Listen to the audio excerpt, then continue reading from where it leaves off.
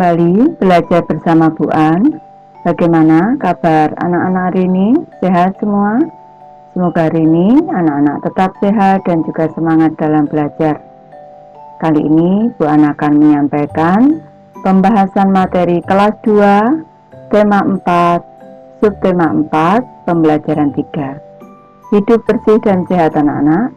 Materi ini ada di halaman 171 sampai dengan 179. Baik, Ibu langsung ke pembahasan materi ini. Materi pembelajaran 3, Dayu dan Ibu berbelanja ke pasar. Dayu senang menikmati suasana pasar. Namun, Dayu prihatin dengan kebersihan pasar. Pasar terlihat kotor dan becek. Materi, ayo mengamati anak-anak. Dengarkan temanmu membaca percakapan berikut. Ibu membacakan, anak-anak menyimak. Bu, mengapa sampah dan barang bekas itu dibiarkan menumpuk? Pasar jadi kotor dan bau kan, Bu? Betul, Nak. Banyak pengguna pasar yang kurang memperhatikan kebersihan. Pasar menjadi tercemar. Pengunjung bisa saja sakit. Misalnya, sakit gatal pada kulit. Sudah seharusnya kita peduli lingkungan. Lanjut ke materi, ayo berarti anak-anak. Jawablah pertanyaan di bawah ini dengan benar. Soal nomor 1, apa isi percakapan Dayu dan Ibu? Tentu anak-anak sudah tahu. Isi percakapan mereka adalah tentang tumpukan sampah dan barang bekas yang ada di pasar.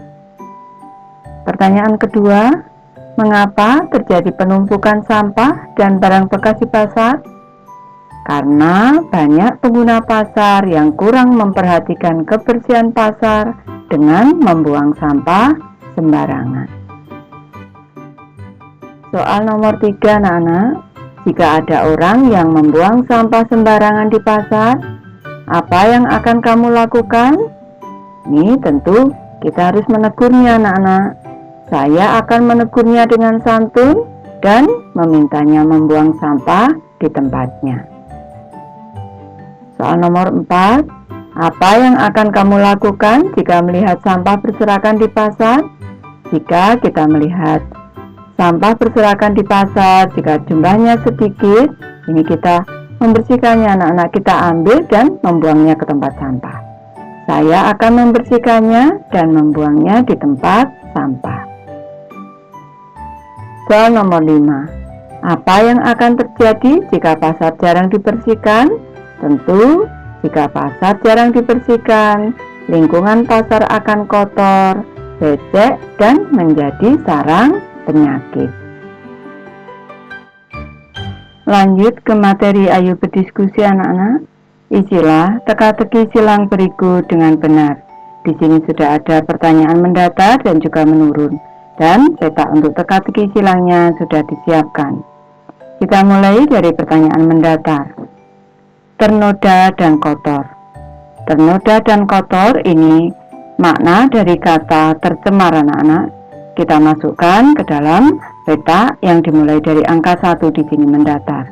Ibu tuliskan dulu T, E, R, C, E, M, A, R. Sudah tepat di sini.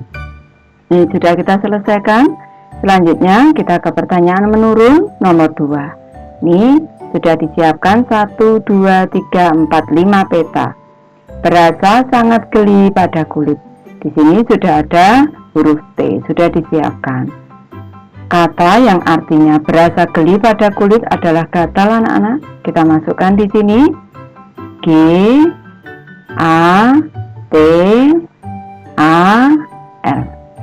Ini sudah tepat. Selanjutnya ke pertanyaan menurun yang ketiga, anak-anak.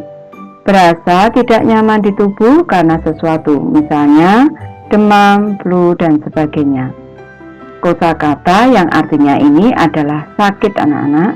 Ini kita masukkan ke dalam peta. Di sini sudah ada huruf A tersedia, S, A, K, I, T. Sudah selesai. Nanti anak-anak bisa mencoba sendiri mengisinya. Lanjut ke materi, ayo membaca anak-anak. Bacalah teks di bawah ini dengan nyaring. Pasar yang kotor menjadi sarang penyakit. Pasar yang kotor akan menjadi sarang penyakit. Sampah yang dibiarkan berserakan membuat lingkungan kumuh. Ketika hujan turun, tanah akan berlumpur dan becek. Jika lumpur mengenai kulit, sampah akan mengakibatkan gatal-gatal.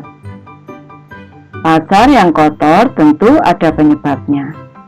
Pasar kotor karena kurangnya kesadaran pengguna pasar menjaga kebersihan. Pedagang dan pembeli banyak yang membuang sampah sembarangan.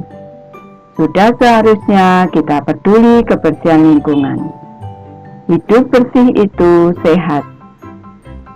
Apa isi teks yang telah kamu baca? Isi teks tersebut adalah pasar yang kotor menjadi sarang penyakit. Lanjut ke materi, ayo mengamati anak-anak. Sudah tahukah kamu bagaimana ciri-ciri pasar yang tidak bersih? Amati gambar di bawah ini. Tanpa pada gambar di sini, ini adalah gambar pasar yang kotor, becek, sampah menumpuk di mana-mana, dan ini tidak bagus dipandang mata. Informasi apa yang kamu peroleh dari gambar di samping? Informasi yang diperoleh dari gambar adalah suasana pasar yang kotor, becek, sampah menumpuk di mana-mana, dan tidak bagus dipandang mata. Lanjut ke materi, ayo menulis anak-anak. Tuliskan hasil pengamatanmu tentang ciri-ciri pasar yang tidak bersih. Ini Ibu memberi contoh saja anak-anak. Pasar yang tidak bersih. Pasar yang kotor merupakan lingkungan yang tidak sehat. Sampah menumpuk di mana-mana menimbulkan bau yang tidak sedap. Selain itu, sampah yang menumpuk menjadi sarang penyakit dan bisa menimbulkan banjir saat hujan. Saluran air yang tidak mengalir lancar menjadikan lingkungan pasar menjadi becek. Pasar yang tidak terjaga kebersihannya membuat pengunjung merasa tidak nyaman berbelanja dan bisa terkena penyakit. Lanjut ke materi, ayo mengamati anak-anak. Terdapat banyak toko yang berjajar di pasar. Setiap toko menjual barang yang berbeda. Dayu dan Ibu menuju toko yang menjual bahan keterampilan. Mereka membeli manik-manik. Manik-manik dapat dibuat menjadi hiasan. Misalnya kalung, gelang, bros, gantungan kunci, dan hiasan tempat tisu. Di sini sudah ada gambarnya anak-anak. Ada kalung di sini, bisa juga di sini ada bros. Selanjutnya di sini ada gantungan kunci dan hiasan tempat tisu. Tahukah kamu cara membuat hiasan seperti gambar di atas? Tahukah kamu alat dan bahan yang digunakan? Lanjut ke materi, ayo berkreasi anak-anak. Buatlah sebuah gelang atau kalung sederhana dari manik-manik. Bacalah petunjuk berikut terlebih dahulu. Cara membuat hiasan dari manik-manik. Alat dan bahannya, yang pertama gunting, yang kedua benang atau nilon atau senar, yang ketiga manik-manik, yang keempat, jika manik-manik tidak ada, dapat digunakan bahan dari plastik, misalnya sedotan. Ibu lanjutkan cara membuatnya anak-anak. Yang pertama, siapkan beberapa buah manik-manik berbahan plastik. Yang kedua, jika manik-manik tidak ada, buatlah sejumlah manik-manik dari bahan plastik, misalnya sedotan. Yang ketiga, pilihlah warna dan ukuran manik-manik yang akan digunakan sesuai dengan selera masing-masing. Selanjutnya, langkah keempat, potong benang atau senar sesuai panjang yang diinginkan. Kelima, masukkan benang atau senar ke dalam manik-manik dengan kombinasi warna yang menarik. Keenam, ikatlah ujung benang atau senar setelah semuanya terisi penuh. Yang ketujuh, kalung atau gelang sudah bisa dipakai. Sudah bisakah kamu membuat gelang atau kalung dari manik-manik? Tentu anak-anak nanti bisa mencobanya sendiri. Bagaimana perasaanmu dengan hiasan yang telah kamu hasilkan? Apabila anak-anak sudah berhasil membuat, tentu anak-anak akan merasa senang ini. Lanjut ke materi Ayu mengamati anak-anak. Amati bentuk benda berikut dengan teliti. Di sini tampak gambar kotak tisu anak-anak. Kalau dinyatakan dalam bangun ruang, ini berbentuk bangun ruang balok. Bagaimana bentuknya? Benda ini berbentuk balok. Balok merupakan contoh bangun ruang. Masih ingatkah kamu dengan rusuk, sisi, dan titik sudut pada bangun ruang? Tentu anak-anak masih ingat. Lanjut ke materi Ayu berlatih anak-anak. Kelompokkan bangun-bangun ruang berikut berdasarkan banyak rusuk, sisi, dan titik sudutnya.